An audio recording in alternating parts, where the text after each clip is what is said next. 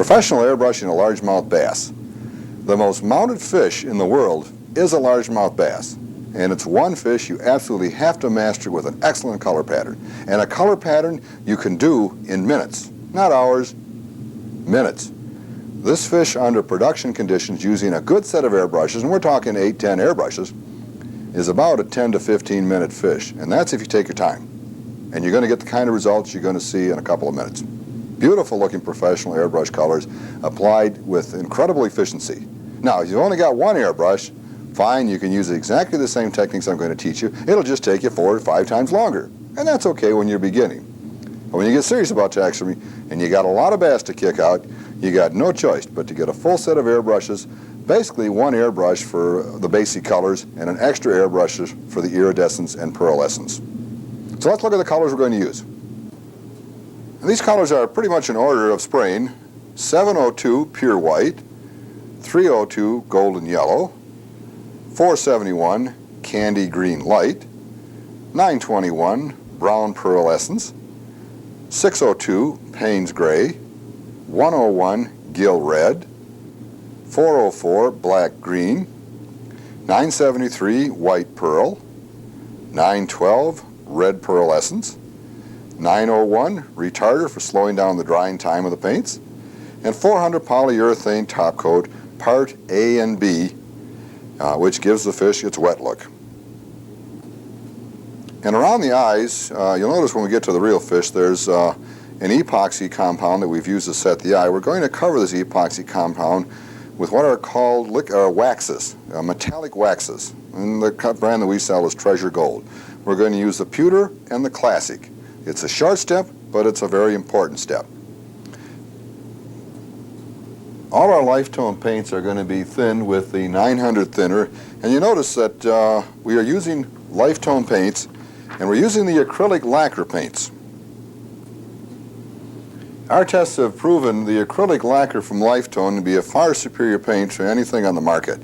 It's got excellent pigmentation, fine grind so that you can get fine detail spray, especially a color like black, or as we're going to be using, green black. If you don't have fine grind pigments, you're not going to be spraying them through the airbrush getting the necessary detail.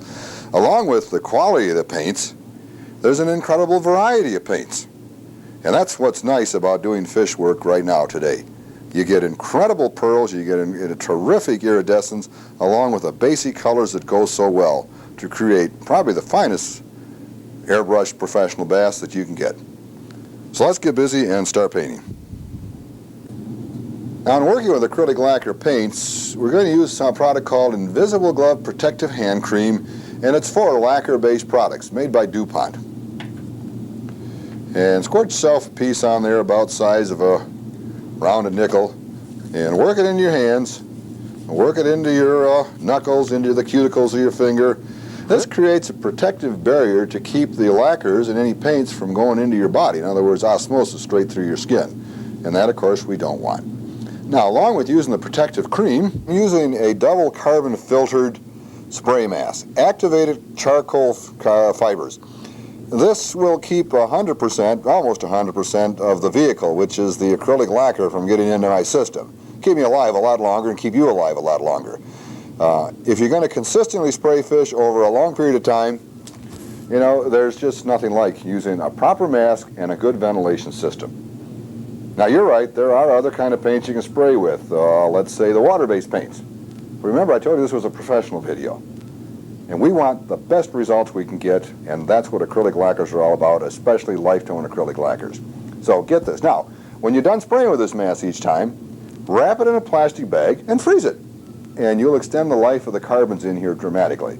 You should be able to spray between 20 and 30 hours of live airbrush time with one carbon filter.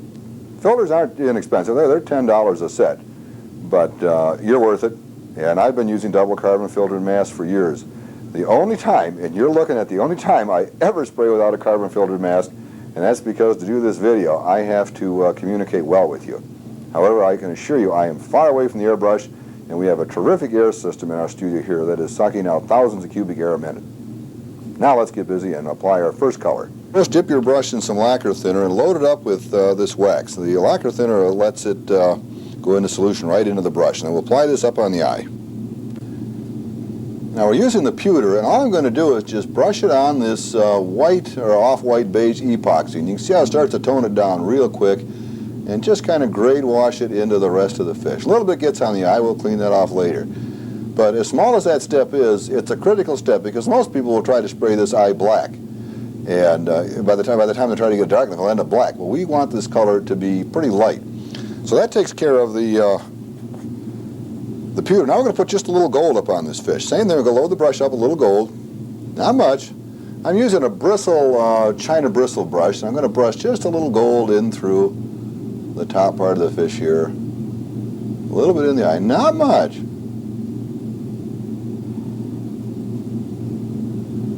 There, just a little bit up there. And that will show up later when we get down to the finished product. That's all there is up in the head. Now let's go on with our first color, which will be white in the belly. The airbrushes we're using today are the Model H Pache, and we use H1 for the fine black, and we use the H3 for the other colors, and that's the cone size up in here. I've sprayed a little black on this white piece of paper so that I can see what the white is doing. I'll open my gun and adjust it there. I never go on the fish without spraying on this piece of paper. You must know what your airbrush is doing. And I'm going to spray about a ½ inch wide pattern, but I'm going to back it out on the fish, so I'll be spraying over an inch. Let's go up on the fish and apply the white. Now we'll apply white to the backside first. I'm using one of our spray pedestals that can be used not only for airbrushing fish, but for mounting birds and mounting deer. It's a pretty universal pedestal. And I can orient this fish in almost any position I want. And I'm putting on just a nice even coat of white. It's not solid white, but it's not transparent either. And I'm going up past the center line. And I'll do this along the full length of the fish, all the way out to the tail. Then I'll bend the fish down and finish spraying the white up the front side.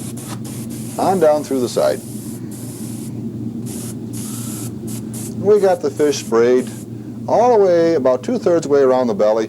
Now we'll just loosen our stand up, move the fish down a little bit, and continue to spray the white up the front side. And we'll start back at the tail here. Now here's where we want to be careful. I'm going to get and adjust the airbrush down in the adjustment cone here, and I'm going to back away, and I'm going to create an incredibly soft edge of white into no white. And this is called a grade wash. And you must learn to master a good grade wash. But look at how far I am away from the fish. I'm good 6-8 inches away. There, nice soft line. Let's go up into the gill.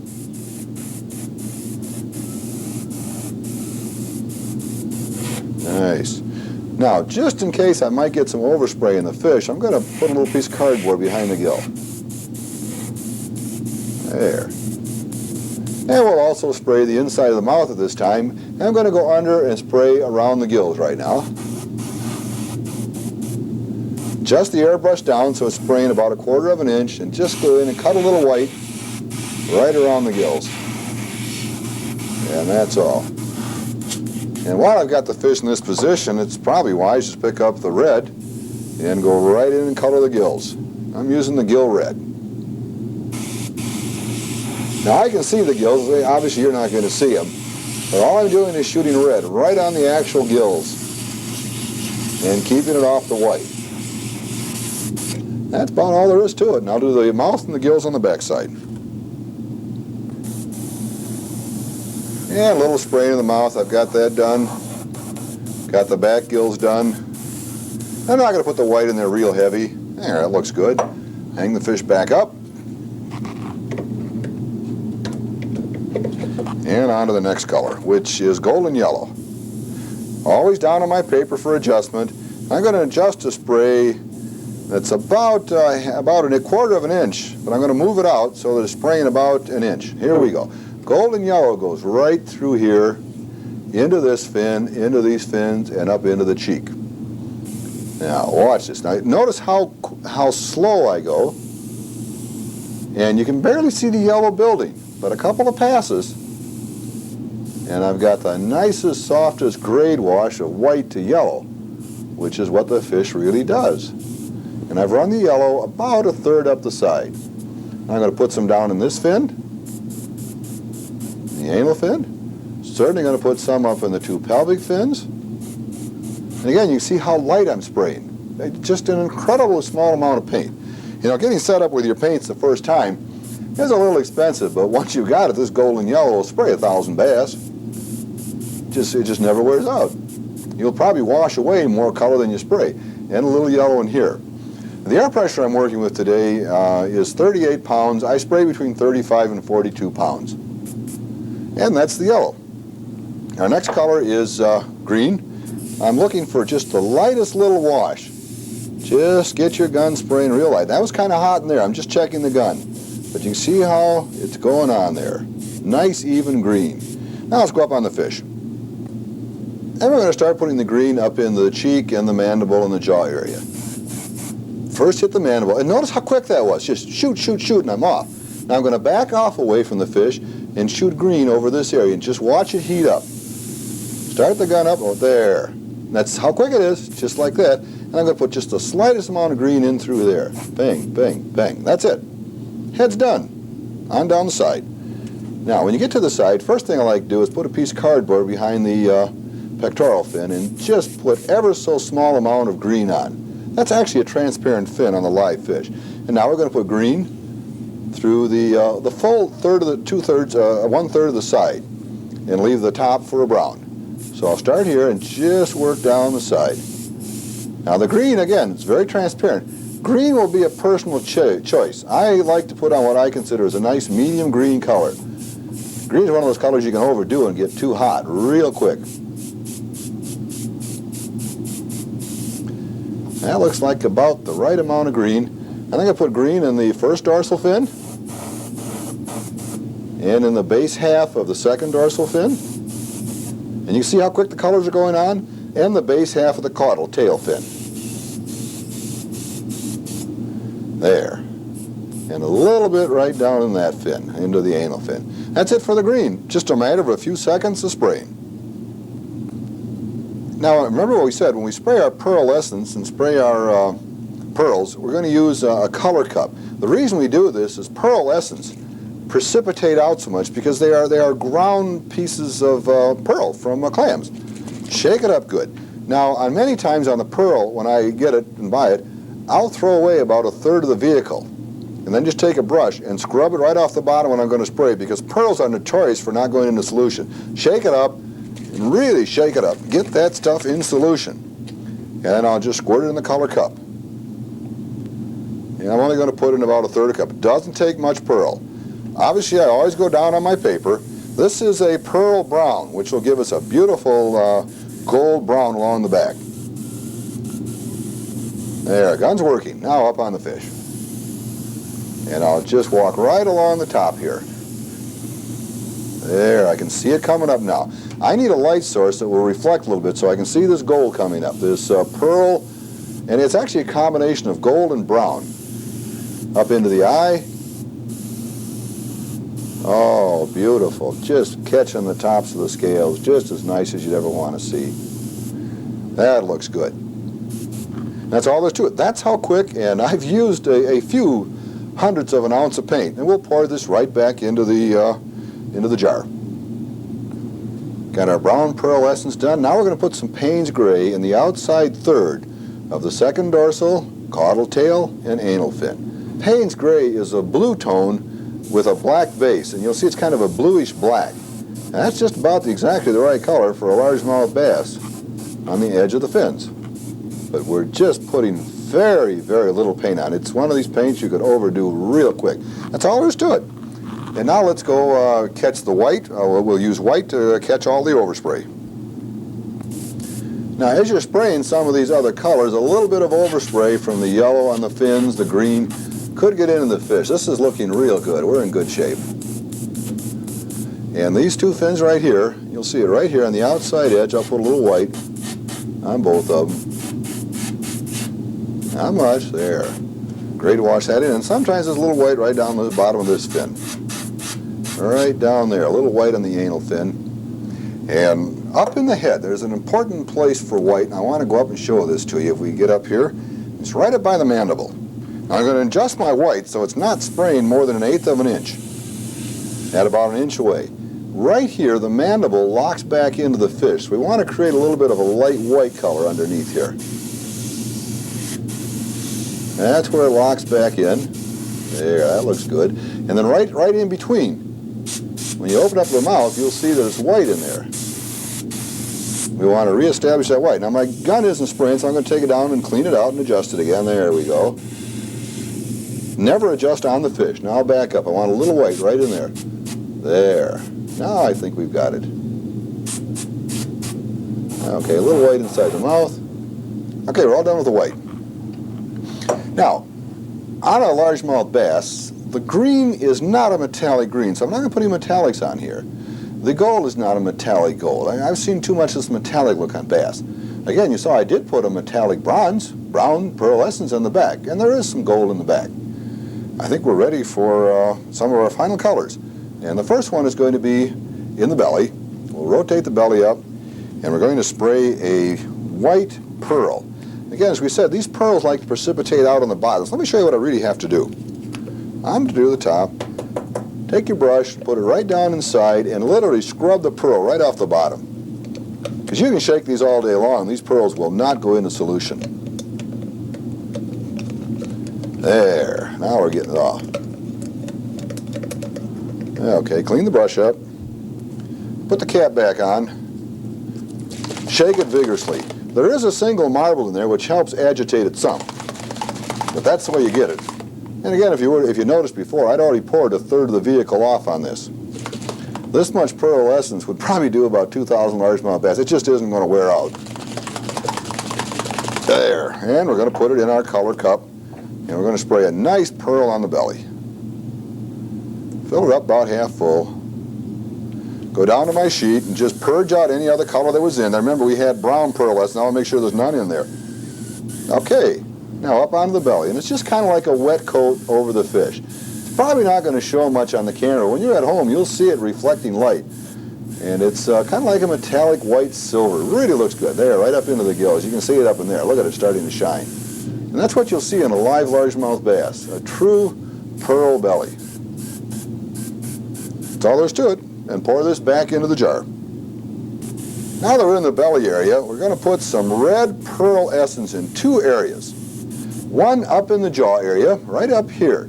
Now the reason we're going to put the red pearl up here, on a live fish, the blood vessels come to the surface right here. And it creates kind of a pinkish pearl. So check your gun out on your spray paper and watch what happens right through here. There. Oh, the neatest little red pearl that just looks like blood vessels coming to the surface. Then we'll move back by the rectum. Right in here, I'll shoot just the littlest amount of pearl, and you can barely see it. You can barely hear me spray it. And just catch a little bit right there. And you'll barely see it, but by golly, when you're at home there, that's going to be just about the perfect amount of red in that area. And that takes care of the belly. Now, we've got nice grade washes on white, yellow, green, the brown pearl on the back. And now comes the color that pulls them all together, and it's the black green. It's our accent color for spraying the scales back in, the vermiculations back in. And I'm going to adjust this gun, and it's spraying good. This is what you like to see a gun do. Get it right down so you can start spraying little points like that. That's a gun that's ready to go up on the fish, because I'm going to spray in some vermiculations on the cheek. You see how I move that gun around? Well, that's what I'm going to be doing up on the cheek. Get in there and cut me some scales in. I'm going to cut in some colors around the mandible, around the jaw. This gun is ready to go. Let's go up on the fish. Now our first area is right up on the leading edge of the jaw. A little black and grade wash it out. And that's all there is. That's no more. It's that quick. And then we're going to spray some black right on the leading edge of the mandible. Not much, right there. And then right down through this part. You can see the darkness there. And then we're going to come around here and accent where the mandible slots in.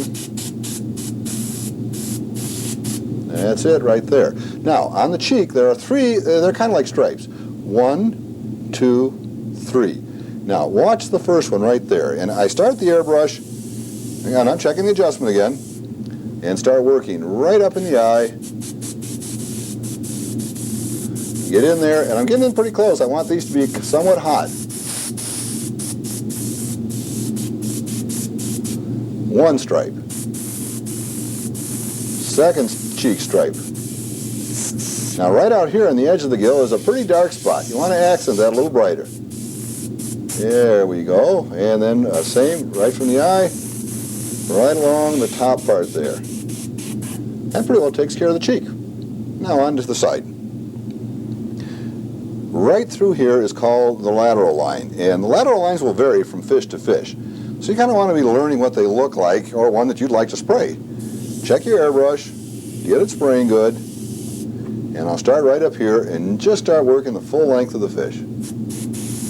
Now I'm in pretty close on this because I want this to be like I'm spraying individual scales. And you can hear me moving the airbrush around. They're kind of like ovals. Yeah, a little line connecting them. There we go. And I can start light on this and add color as I see it's necessary. But again, I'd rather be light than dark. It's always easy to add color. It's very hard to take color away, just about impossible. Matter of fact, if you get too much color, usually you got to wash the fish off. And you can wash this fish off with lacquer and start over. Now my airbrush there, it's working now. It quit for a second. You want to watch it. If it quits, and it doesn't spray, go back down the paper, but it came back on, so we're looking good. And all I'm doing is following what I see as the subjective lateral line that was on the live fish.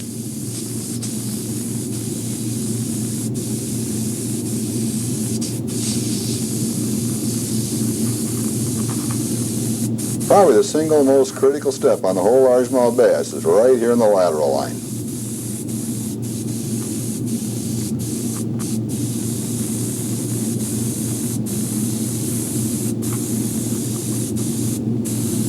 And out on the tail, and usually on the tail, there's a little larger dark mark. There, right there. Next are a series of markings up in the back, and they're going to be put on real light. We'll start up here in the gold.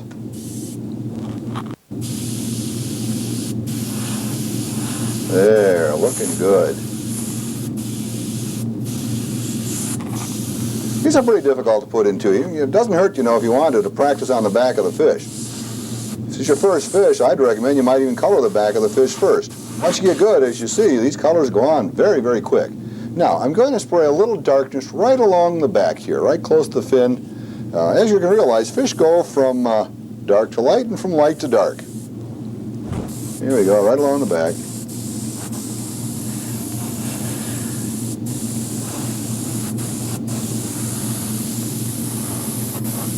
That's all, no more. I've got enough.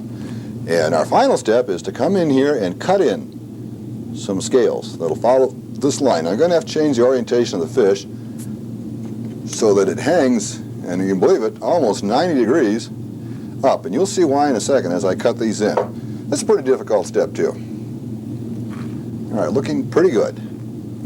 Now the object is to adjust my airbrush down to spraying about 1/16 of an inch of a dot, and then cut across it so they get kind of like a diamond effect instead of a dot. We don't want a dot effect, we want a diamond effect. So we'll lay the airbrush real close to the fish. There, you'll see me coming out behind the fin in a second here.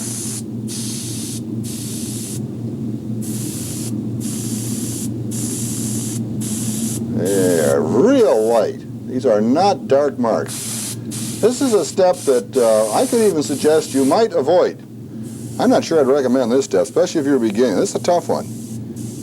Yeah, I got to readjust my gun there. It isn't quite spraying right. There we go. Now we'll come across again.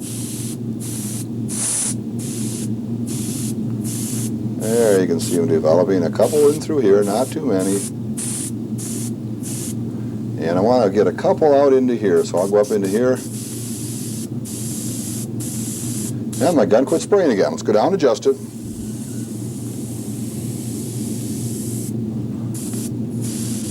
There, bing, bing, bing, bing. There, looking good. And that's enough to kind of give a hint of dark scales. Again, that's an optional step. If I were just beginning, I don't know if I'd do that step. I think I'd be pretty careful. Now let's take a look at our fish. Basically, we've got everything done. Colors are all on. The final step before we put on the gloss is to wash off the paint on the eye. Before I color this fish, I clean this eye off real good. I want nothing but pure glass under here. The sealer we used to seal the fish up was number 100 base coat sealer. And you want to keep that sealer off the eye. If something gets on the eye, you're going to have to cut it off with a paring knife. There, nice looking eye, nice clean. This is a neat little way to take care of an eye. I've seen people try to put masking tape on eyes. That doesn't work. I've seen them put clay on eyes. Nothing's going to be what you just saw. But you do want to, after you dip your brush in the acetone, blot it out on a rag. I don't want to put too much lacquer because the minute I put too much lacquer, it's going to run right down the side, and I'll lose that fish. Have to color it over. It looks good, nice looking eye. Now we'll let the fish dry for a few minutes. Acrylic lacquers dry incredibly fast. Matter of fact, that's one of the problems. Sometimes they dry before the paints get to the fish. That's what the retarder's about. I did use some retarder in the black. I usually do use retarder in the black. And the more humidity you've got, in the summer, you're spraying down in Mississippi and you can almost swim outside, you're going to be using some retarder in your black and your other paints. Let's let it dry for a few minutes and we'll get ready for the final gloss, the 400 2-part polyurethane top coat. Now I've put in about 3/4 of an ounce of the part A of the top coat. We'll pour it in a 3-ounce jar. And we'll put about 3/4 of an ounce of part B. This is a chemical catalytic set. It's a beautiful wet look on the acrylic lacquer paints. Swish it around, get it mixed up. I sometimes even put my hand over and shake it a little bit. There, now we got it all mixed up and the reaction's taking place. We'll close our top. This cannot be saved. When you're done with this, you either use it all up or you throw it away. We're going to hook it on a number 62-2 spray gun, and this is a gun with a lot of volume. We're going to start at the head, and you'll just watch this fish come alive with wet, because I like to create a fish that looks like it's on the bottom of the boat. The customer just caught it. It's glistening in the sun. The sun rays are going into the scales, reflecting out, creating shiny, shiny wet look. Here we go. Watch the head. There. Now, if that isn't beauty, down the back, on the body, catch the belly. Now, that took about 10 seconds. You want to be real careful when you put this on. You don't get it on so thick that it runs. Now, we can let this dry for about 20 minutes and put on a second coat if we want to, which will make it look even wetter. I think we'll do that. Let's wait about 20 minutes. We've applied our second coat of polyurethane wet look. Now let's take a close look at the head. Pay particular attention to the eye area. You'll notice we've got this nice brown pearlescence with the gold that we underlaid and the pewter. It's not black up there. Most people overspray that area with black to try to get rid of the epoxy eye setting material. But we're not going to do that, and you're not going to do it again. Other key things you want to be watching for is in the mandible. Right here, there's a little darkness on that edge, and certainly a little darkness right through there. We sprayed that in. Then we added a couple of neat items that I like. A little white inside and a little white right there, which is where the mandible would come back and slide in on the live fish. That's white under there. In the cheek, we've got our 1 vermiculation. It's kind of a stripe, a model pattern. 2 and 3. And remember, it was a little darker right here. Now, moving down into the gill, we got this nice red pearlescence where the blood vessels came to the surface, out to a little green in the jaw and black green leading edge on the tip. And all through the gullet here, we've got the white with the silver pearl over it, or pearl white. Both are good colors. You can't see it, but the gills are looking great underneath it. Now, let's go down the back of the fish. Now, flowing off the eye and the head, of course, is the brown pearlescence. And we've got some nice markings, and these are scale markings that you'll see on the live fish. Brown goes through here. We added just a little darkness to the very top. Remember, dark to light on the fish. We got a good green with some black on the fins and a little Payne's gray down into the second dorsal fin. Good green center and a nice outside edge of Payne's gray. On down into the tail. Tails, and I've seen many, many bass, live bass, and invariably they have this Payne's gray edge with the green in. You'll notice the nice grade wash.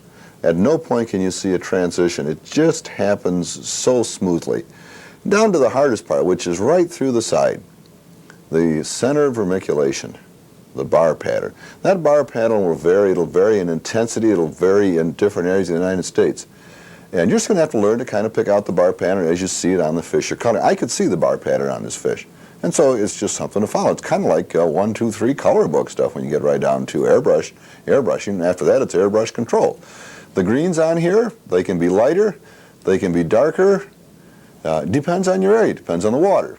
Down through the side we go from, as you see, the brown, the green, and right in here we go from the greens into the yellow, and you can't see where it starts or stops. And that's called grade washing. That's good grade washing. On down through the side, nice white transition from the yellow into the belly. And the side pectoral fin is transparent, and we put on just the minutest amount of green just to bring out the color. Again, there is such a small amount of green in this whole fish that an 8-ounce bottle will do literally hundreds of bass. Down to the bottom fins, the first pelvic fins, a little yellow in the front, and a nice grade wash white on the edge. Down to the anal vent, and on the anal vent, remember, we put just a little bit of that red pearl right through here. And into the anal fin, a little white, a little yellow, a little green, a little Payne's gray, and usually they have a little bit of a tipped edge of white. Something you'll have to be watching for when you fish. Now, we've worked hard to get a wet look on this fish. And what I would suggest that you do is don't touch the show side of the fish. No matter how clean your hands are, there are some skin oils. And you might tell the same thing to your customers. So we'll continue to let this fish dry. We'll put it on a piece of driftwood, lily pad, and really get a feeling of what a largemouth bass can be. Largemouth bass is a fish you absolutely have to master in your market area. It's the most mounted fish in the world, and you want to be able to do it fast. My airbrush time on a bass like this will run 8 to 12 minutes. But then again, I'm using a whole bank of guns as we talked about, and I'm getting excellent results. You know, all our videos are like this. They're designed to be high professional videos and getting that fish done in the least amount of time. Let's take a look at our largemouth bass. And we've created a little envir for our bass. We've got a couple lily pads anchored into a piece of driftwood, and we even put a frog above them. All we did was drill some holes in the driftwood and anchor the wires in some glue. And the fish is nothing more than the wire hanger with a nail on the driftwood. And that's literally how easy it is to put. And the driftwood, of course, has a hanger on the back. All three of them going together. Creates a little envir. And you add that little piece of driftwood, add that little bit of lily pad on the top. You'll love it. Your customers will love it. And it's an item you can get $35, $40 for just a couple of minutes' work. Now, when the fish is all done, you stand back, you hand it to a customer, you hang it on the wall because it's your own fish, and there's 3 words that you have to end every single mount with. You got to end with, "I like it."